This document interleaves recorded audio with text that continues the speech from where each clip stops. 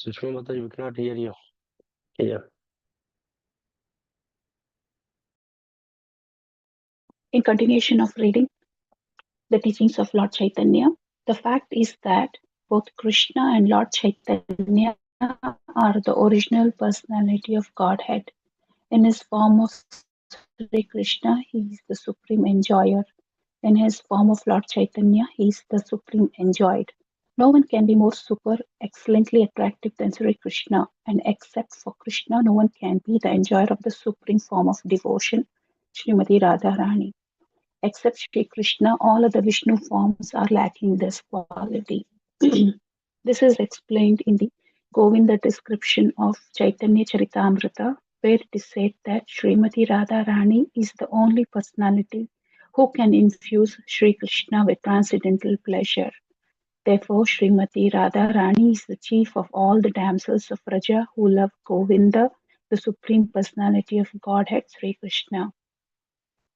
Please take it from me that I have nothing to hide from you, and even if I do try to hide from you, you are such an advanced devotee that you can understand everything of my secret. I request that you please keep this secret and do not disclose it to anyone. It would be considered that I am a madman. The facts which are disclosed to you cannot be understood by any materialistic person. When they hear all this description, they will laugh at me. You can understand yourself and keep it for yourself as a devotee becomes mad in his ecstasy of love for Krishna.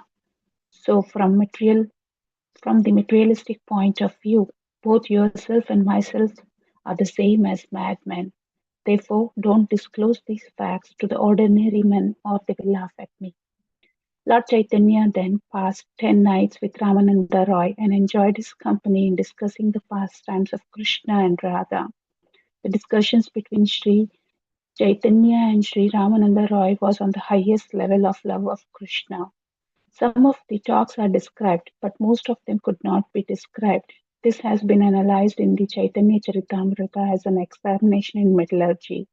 The comparison is that the discussion proceeds just like metals being studied. First copper, then bronze, then silver, gold, and at last touchstone. The preliminary discussions between Lord Chaitanya and Ramananda Roy are considered copper, and a higher discussion is considered gold. But the fifth dimension of the discussion between Ramananda Roy and Lord Chaitanya is considered to be touchstone. However, one is very eager to progress higher and higher to the position of the highest metallurgist. Then he can understand, beginning with inquiring into the difference between copper and bronze and then silver and so on. The next day, Lord Chaitanya asked Ramananda Roy to allow him to go back to Jagannath Puri so that the rest of our lives we can remain together at Jagannath Puri and we can pass our time in discussing Krishna. Lord Chaitanya thus embraced Ramananda Roy and sent him to his own place. In the morning, he started his further journey. Ramananda Roy and Lord Chaitanya met on the river bank where there was a deity, a temple of Hanuman. After seeing the temple of Hanuman, he left that place. So long as Chaitanya Mahaprabhu remained at Karpura, all kinds of people met him, and by his grace, everyone became a devotee of the Supreme Lord. After the departure of Lord Chaitanya, Ramananda Roy became overwhelmed by separation from the Lord, and he decided to retire from service just to meet the Lord again at Jagannath Puri. This discussion of Ramananda Roy with Lord Chaitanya is the most concentrated form of devotional service, and by hearing the discussion of Ramananda Roy and Lord Chaitanya, one can understand the pastimes of Sri Radha and Krishna. One can also understand the confidential part played by Lord Chaitanya. If one is fortunate enough, he can place his faith in his discussion and can enter into the transcendental association of Radha and Krishna.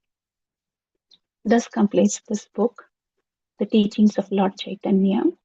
To summarize of the today's reading, so Lord Chaitanya himself is clearly mentioning to Ramananda Roy not to disclose of any of these activities as they are very confidential and it is very hard and not easily digested by a materialistic man.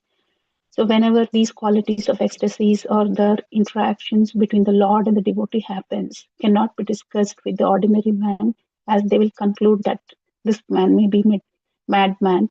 So Lord Chaitanya and asks Ramananda Roy to keep all these experiences within himself.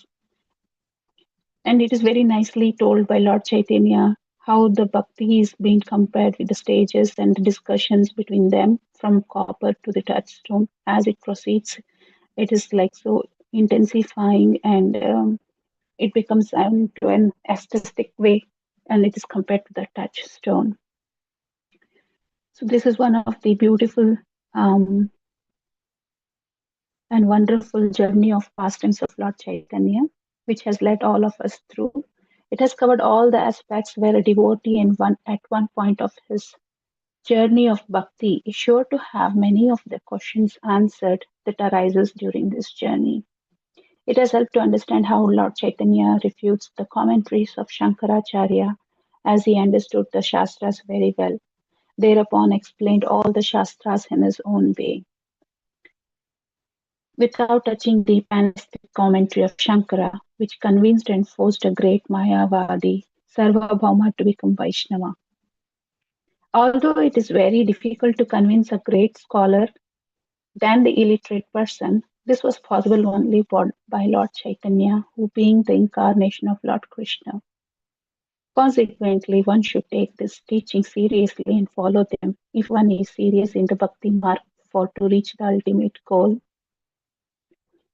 Well, what to speak of the conversation between Lord and Ramananda Roy, that being one of the favorite part of mine, in spite the topic being very highly escalated devotion and feelings exchanged between the pure devotee and the Lord. It is no doubt that one can keep relishing the rasa by reading this book repeatedly. But I'll stop here. Tomorrow we'll begin with a new book as suggested. We'll proceed for